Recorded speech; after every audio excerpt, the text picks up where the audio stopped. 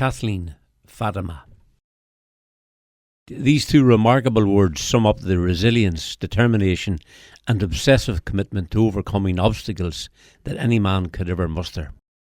A letter, simply addressed to Kathleen Fatima, was successfully delivered to Kathleen Gaynor in the Fatima estate in Dundon, County Louth in 1999. It was a desperate response to the enforced committal of Joe Gaynor, then aged 80, a blind traveller from birth, to a residential home in Dublin.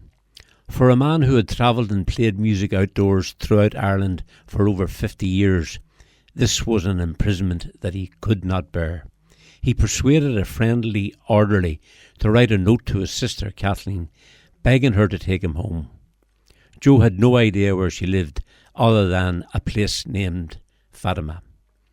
The letter was duly posted to Kathleen, Fatima, Ireland, and it miraculously arrived at her home in Fatima, Dundalk. Kathleen and her husband, John Joe Gaffey, brought Joe to their home, where he spent the last 3 years of his life playing music on the streets of Dundalk and entertaining locals with his eclectic repertoire of music, including traditional, opera, classic and country and western. In keeping with the needs of traveller musicians to do something different to attract and sustain the attention of passers-by, Joe had a variety of tricks which ensured he earned a good living from his street playing. These included playing the mouth organ and tin whistle through his nose and the accordion with his feet.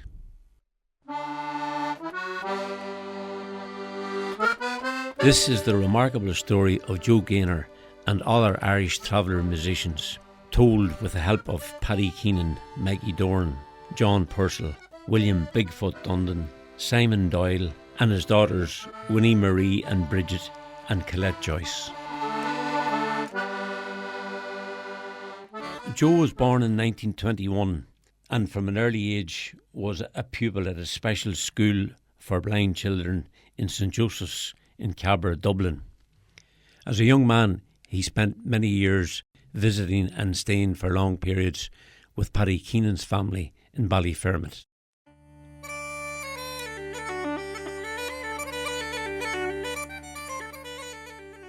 The last time I saw Joe, I think it was in Galway. He was still busking away, and Joe, he was a kind, lovely person. What sort of music did he play, Paddy? Well, it wouldn't be all traditional, let's put it that way. Like country music, he'd play waltzes. A lot of the time he played waltzes. And some traditional tunes. Things like The Boys, The Blue Hill, and a couple of jigs and a reel maybe of that. But I know that he did play in the house. He played a couple of times for us. But no, he's a very kind man. And all the way through my childhood, all the way up to, well, from the age, I'd say, of when I moved into the house, I'd say all the way from the 7 or 8 years old, all the way through to the 60s. So we're coming to our house until 66 when we left the house. Mm-hmm. No, Joe, because sorry, back to Joe. Joe was a very kind gentleman. Mm-hmm. And he'd often be there with us when my dad was away and my mum was away and he'd look after us. And did his blindness affect his mobility, like moving around the house, for example, or? No, he was very versed in that, man. And when he'd be playing, his head would go from one side to the other in time with the music. And he had muscles on his neck from it, man. He was really strongly built. But I do remember that. Paddy told me a fascinating story about Joe's dexterity and ability to repair a clock, taking it apart and putting it back together again.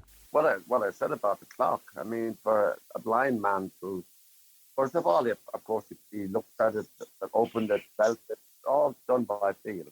It's amazing, quite amazing. And he put the actual clock back together as it was.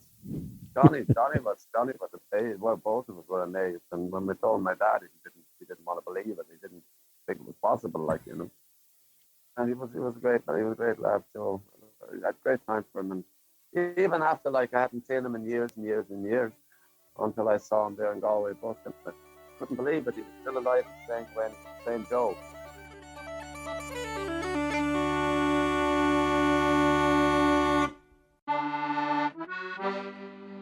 My name is William Dundon. I'm a Irish traveller, and a so-called accordion player. Oh, you're a good accordion player. Now go on. Sure. I give it a crack anyway. I'm part of the travelling community, and the Irish traditional music was passed down through my daddy's side and my mom's side, so it sort of trickled down the bloodline to me and my brother Jimmy, Were the pipers or the fiddle players or accordions in your family? Well, on my mom's side, it would have been concertina players, mouth organ players, and singers. Mm-hmm. And on my dad's side, it would have been my grandfather would have played accordion and mouth organ, and then you also have Johnny and Felix Doran, which would be relations on my dad's side of the family, Mm-hmm. I didn't actually know Joe Gaynor. I wish to God I would have had the chance to meet the man. I've seen a little bit about him on the book that you writ with Oliver O'Connell, Free Spirits. I read a little bit on him. I would have loved to have the chance to have a tune with the man, but it wasn't in my time, And was there anybody in particular who encouraged you or taught you or helped you along? Well, there's one that particularly stands out, pretty crystal clear, like I can see it like it was yesterday, and that would have been Big John Rooney when we were living in Nottingham with him. I was playing the accordion one evening with John and Larry in their hobby trailer. We were living in Nottingham. We were playing a set called The Boys of Blue Hills and the Harvest Home. Mm-hmm. And halfway through the first tune, John put his pipes down, and I used to always have a habit of playing with my eyes closed, okay? Mm-hmm. And I heard a set of pipes getting set down and the box getting closed, and he come over and he grabbed me accordion.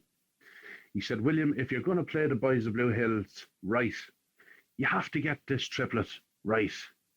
So he sat me down for about a half an hour trying to figure out this accordion.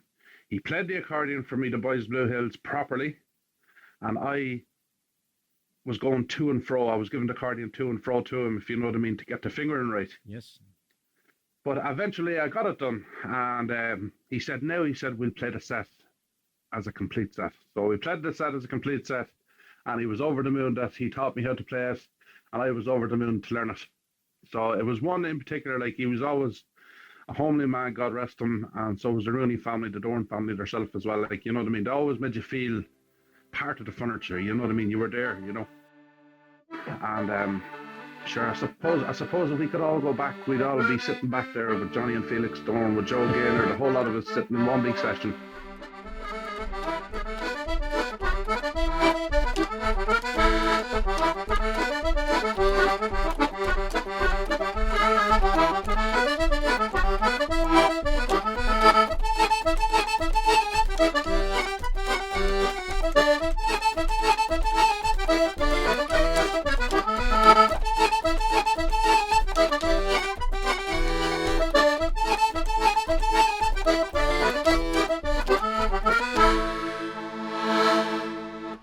Emmett Gill is the archivist within the Uilleann based in Dublin. Emmett, I'd like to talk to you about Joe Gaynor, the blind accordion player. Have you ever come across him, or do you know anything about Joe? Sure, yeah. I have personal memories of seeing him playing in Galway. I grew up in London, but every summer we'd be over in the West of Ireland with a family, and visit to Galway City would always be part of the visit. And every single time as a child, we'd always see Joe Gaynor playing the accordion there on the street in the centre of town. Yeah, he's a very memorable character. He's very physically striking and playing that large accordion. And the music was interesting too. If we could relate to some of it, some of the repertoire would be familiar to us, and we'd know that a lot of the things he was playing were Irish songs, but it wouldn't be it wouldn't be the same music that I would play growing up as a child, playing jukes, frills and hornpipes. He'd be playing more song melodies, but it would be familiar, and it was interesting to hear someone playing on the street as well. It's not something that I was used to How important is it in your work encouraging young people to embrace traditional music in all its facets? Yeah, we work with people of all ages, and of course, we love to see young people learning to play traditional music. With many young people who come into our classes here in Henrietta Street and our classes around the country, and it's really important to acknowledge the contribution of the travelling community to the survival and the popularity of traditional music.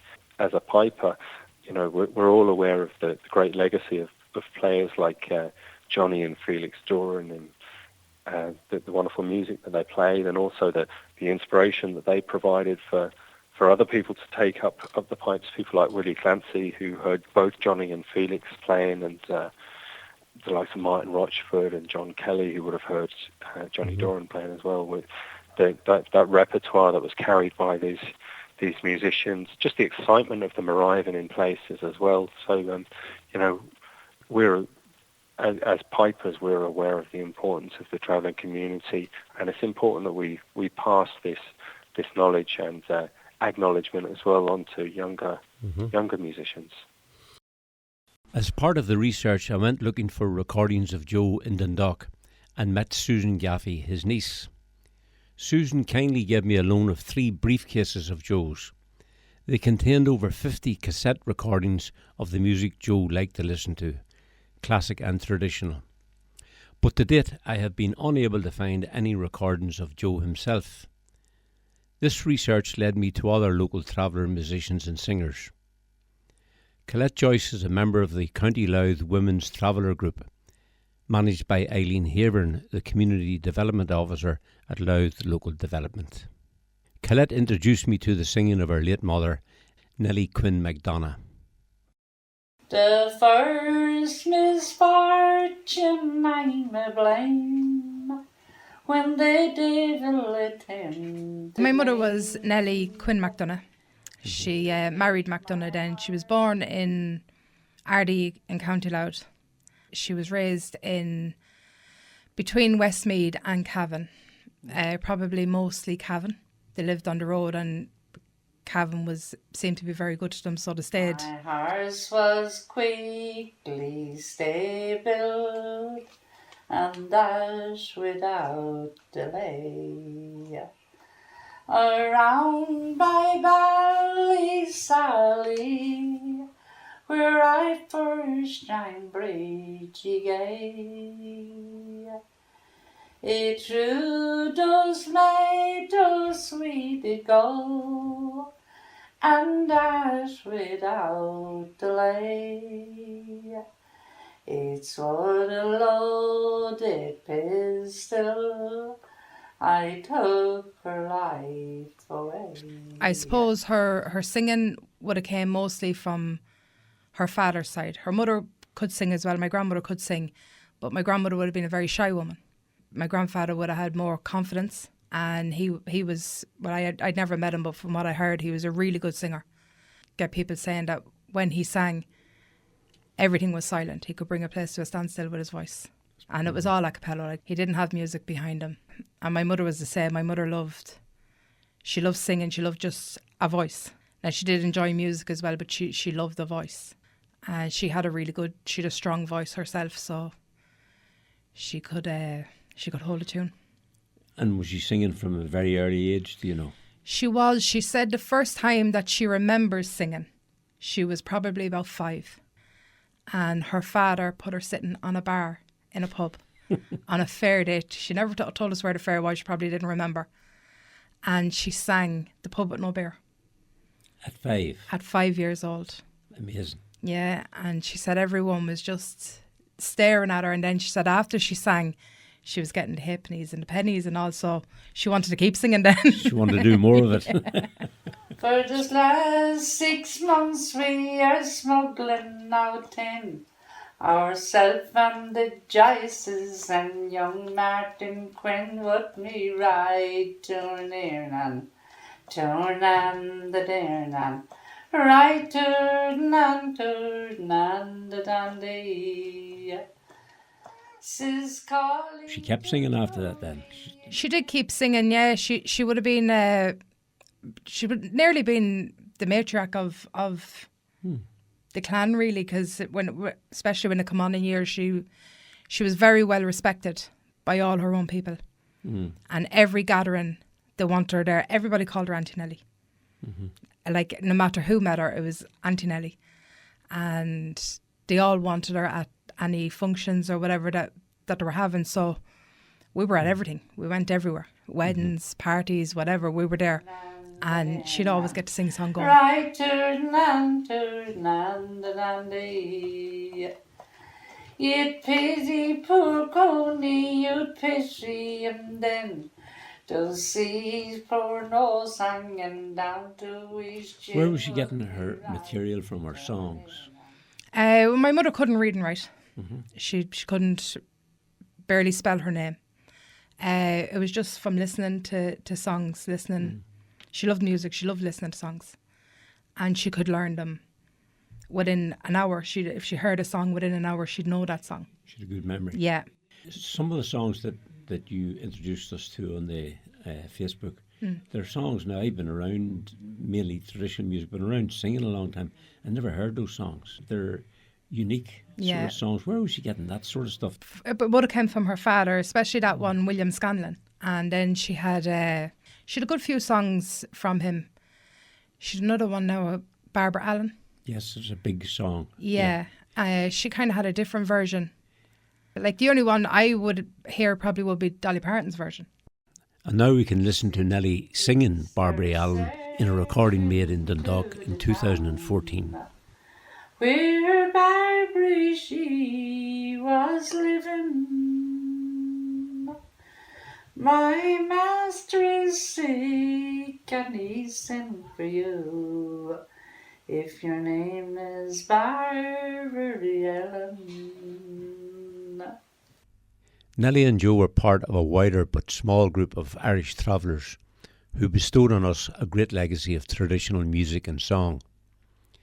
Chief amongst these were Johnny and Felix Doran, the legendary uilleann pipe players. The brothers played in every county in Ireland, including County Louth. I recently caught up with Johnny Purcell, grandson of Johnny Doran. Well, I was born in England, Liverpool, and there were four of our family born over here, and 6 born in Ireland. My father travelled everywhere over Ireland. We come back over here, 76 we come back. My father is Paddy Purcell, and my mother was Nan Purcell, but she was Nan Doran first. She was Johnny Doran, the piper, famous piper daughter, you know. Well, he worked at, like, you know, driveway, groundwork, you know, groundwork and stuff. He had kept on him, except a few horses now and again. He'd swap them and he'd go to odd fair now and again. And he'd done, like, you know, he could buy a bit of stuff and sell it like a wagon. It could be anything, you know what I mean? You've got a living out of it, you know what I mean? Got a good, comfortable enough living out of it. And travelled all over Ireland, maybe where, you know. You spent some time in the Newry area, did you? Yeah, I spent quite my father's brother lived in Newry, so that's his soul. A big family there, Purcell's there, a big family in the city. And we'd always stay there for maybe a month, you know, and then he'd move on again and put it for Christmas for a few weeks. What part of England did you settle in? We come over here and we come over to fish here. We went down to Newcastle, Jordan, and spent a bit of time, a few months in Scotland, like, you know, sometimes this summer. Then my father spent a lot of time around Whitehaven, you know, like Carlisle that way. Mm-hmm. Used to love down Whitehaven, working, you know, around there. We always had a different year to have a month and a few weeks here and there, you know. Lovely life.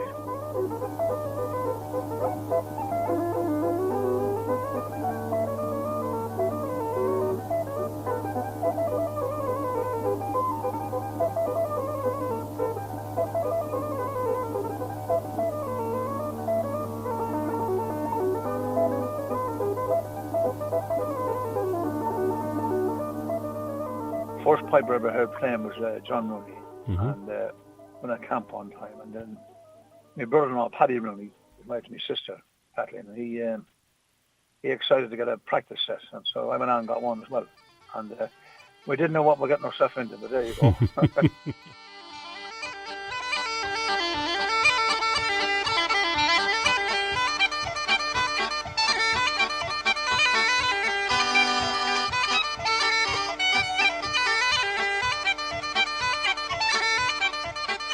I went on since that, you know. had a bag and chanted. That time I have it maybe 4 or 5 days. Wouldn't you want mother to take it another time? And did anybody teach you how to get the scale? How no, to blow I never got much teaching. I never got much at all. I tried to read music. I'm reading better now. Read music quite good now. But I pick up basically whatever I could pick up from other people, I've got a tune read out. Like sometimes you get a tune and I try to work it out, or I put it in A, B, C, D, F, and D and all that. C natural, like all little bits and pick up like a chicken. Pick out a bit, and then I'd see John now and again, I'd watch him playing, try and get what I could, you know what I mean? Or Mikey Doran there. You get little bits, you know what I mean? You see him playing there, you pick up something, you know what I mean? Were you listening to your grandfather's tapes? Oh God, I listen to him all the time. I listen to my grandfather. I pick up an old air off it. Learn an air off it at the moment. But I listen to Felix because old tapes of John in session, like Felix Doran's music, like Mikey Doran, Felix, son Mikey's. Well, he was a master of the pipes when he was young. He still, I reckon, if he'd have kept playing, I'd say he'd be the best in the world if he'd have kept it up. But even today, he's a great player. That's right. Yes, he is. One of the best. But he learned on the Felix stuff and that there, so it's similar, very the same, you know what I mean? But I listened to their old tapes. I learned like a lot of old stuff, all the reels with you. And then also I could be Finn Barfield, Limo Finn, Paddy Keenan, a little bit of Leo Rouse, and I like him play, lovely player. They're all good, you know what I mean? And Johnny, is there any other descendants of Johnny Doran playing uilleann pipes? No, there's no other relation playing, only like Mikey Doran and his son Mikey and their family. I think the young grandson was playing a bit. Yeah. But no direct descendants from Johnny other than yourself? No. No, not of an all.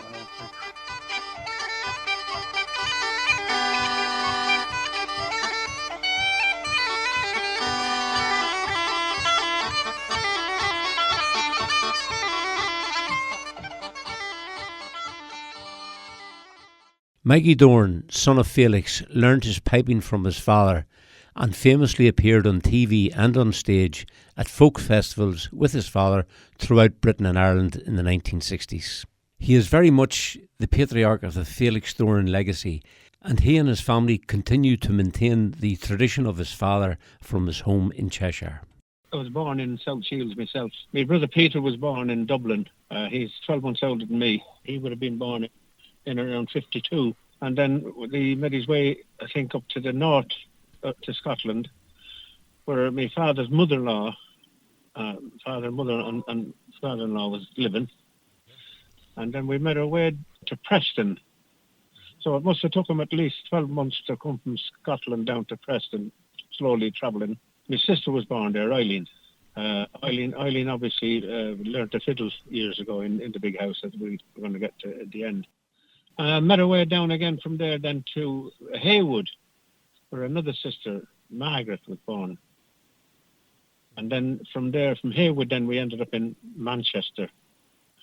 And that's where Bridgie, John Rooney's wife, Bridgie, and my other sister, Mary, and my brother Joe, the youngest of the family. But he was born in Manchester. And that was the house of music.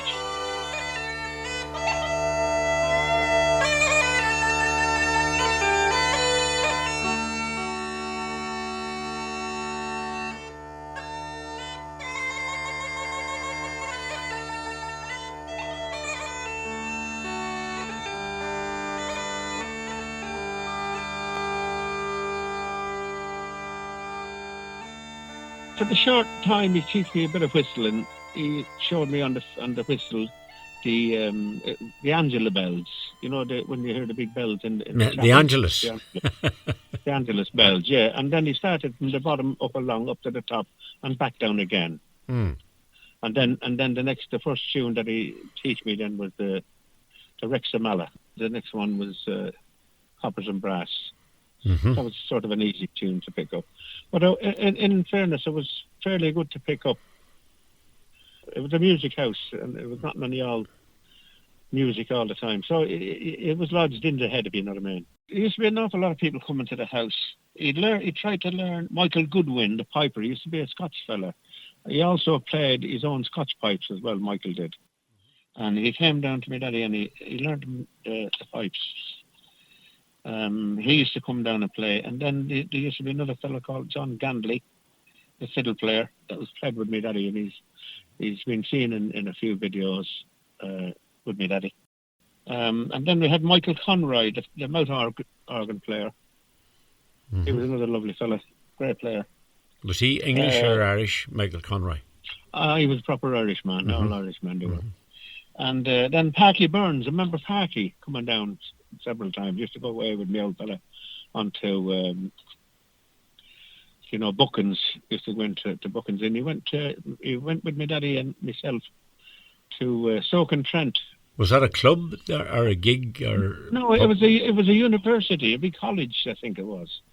At the same time, I was dancing on the stage, and I took bad with appendix.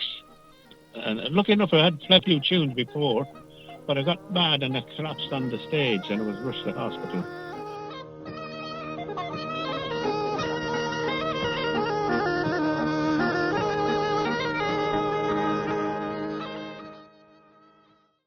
Simon Doyle's parents arrived from Ireland in 1957. His father and mother were both steeped in the musical traditions of travellers, singing, lilting, storytelling, playing tin whistles and many other instruments. Simon recalls his father telling him stories about the famous Felix Doran and Felix's music and travels. Well, I was born in Manchester myself in the early 70s. As a matter of fact, 1972, the same year that old Felix Doran died, I was born. See, my daddy was in Manchester years ago when he came over first. He was straight to Manchester. But so was old Felix Doran. You know, they were in Manchester. My dad used to tell me, he says, when we go down to the pub, he says, along Trafford Road, he said, in Old Trafford, he said. And he says, there could be 5 or 6 pubs, he says, and we'll be going down, he says, but I'd skip the pubs, he says, the first 2 or 3 pubs, he says, because old Felix Doran's lorry, he said, wouldn't be outside, he says, but usually be there full of scrap, he said. Mm-hmm. But he said, once you see the pickup outside, the lorry outside the pub, he says, you'd know then, he says, and I'd go and he said, and we'd listen, he said, I'd have a chat with Felix. But there again, even before me daddy knew Felix Doran, him and my Uncle Johnny and all the boys and girls, his brothers and sisters, they would listen to the music when they'd be out doing a bit of work during the day. See, my daddy used to collect horsehair, ducking down feathers. He used to sell saddles, he used to deal in horses.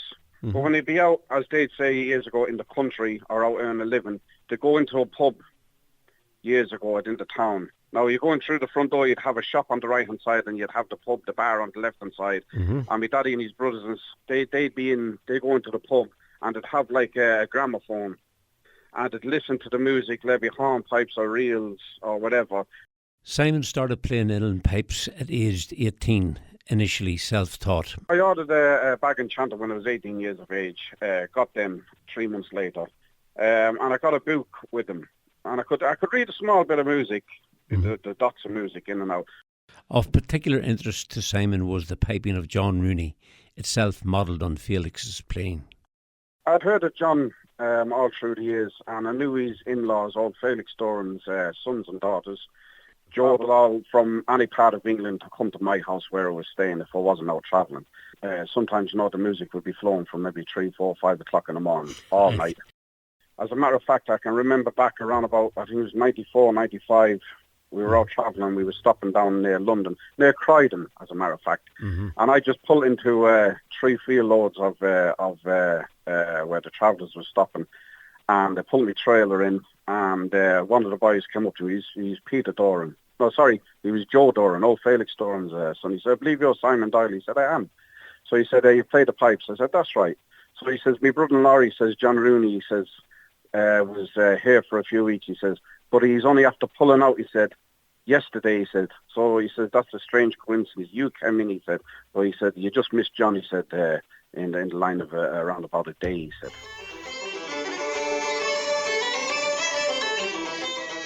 Well, I have 10 children altogether. I have 6 girls and 4 boys. The biggest half of them plays, and then the other half is learning at the moment. Mm-hmm. But I have girls that play the banjo, the accordion, and the fiddle.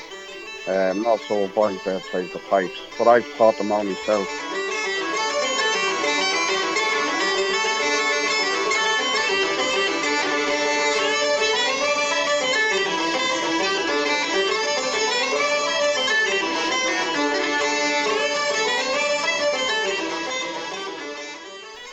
where we call it a session, or any festivals that we were looking to be booked to play that. People will always comment on the banjo style, the box style, and the fiddle style. Any of them with you at the moment? I have Winnie Marie here beside me and Bridget. Winnie Marie is, she plays the banjo. So, Winnie Marie, can you tell us who the big influences on your music was? If not my daddy, it'd be Pekka Dunn. I like his style of on the banjo. Could you name me a few of the tunes that you might play, your favourite tunes? The Keys, Sligo Maid, the few reels. That's great. Is anybody else with you there at the moment? Yeah, I've got my sister Bridget. So I asked Bridget what instrument she plays and what were her favourite tunes. I play the button accordion. Favourite tunes? I like the reels. I like the cup of tea. Greg's pipes, like that one. Paddy O'Brien's tunes, like them ones. They're my favourites. And who were the big influences on your music? Apart from Daddy, I think I'd have to go between, it's cross between Sharon, Peter Brown, the accordion player. Oh, and John Casey from Clare. He's another traveller. And are you going to pass it on to your own family eventually? Oh, yeah. Well, I have a boy now. He's 4. And he started Lilton last night for the first time. Yeah, he's 4 now. And what would you like him to play? Would you want him to play the accordion or what? I'd like him to play the accordion, yeah. And I'm across, and I'm also like him to have a go at the pipe.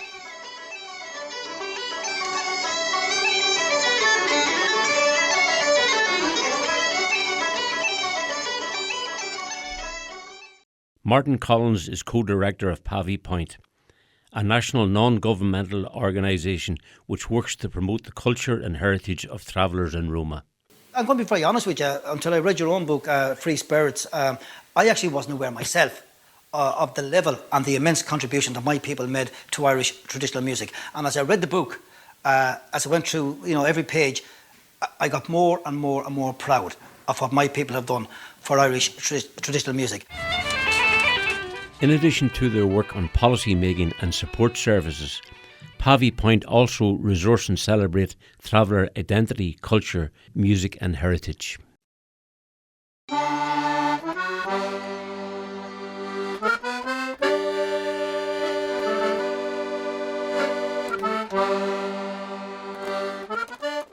I think you'll agree that from Joe Gaynor through to the Keenans, Dorans, Furies and other traveller families, that this is a colourful, eclectic and fascinating story, largely untold and deserving of a much wider audience.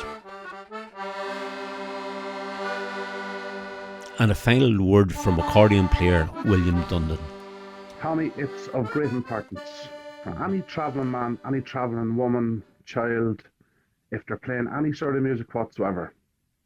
On my behalf, on behalf of me, it is an honour and a pleasure to lift up that mast and just say that I'm very proud to be an Irish traveller accordion player, because, to be truthful, Tommy, and as you know yourself, I'll say the truth and I'll stand by it till the backbone, Mm-hmm. I can easily count on my fingers how many traveller accordion players there are in this country and out foreign. There's not that many, It's sad, yes, it's sad.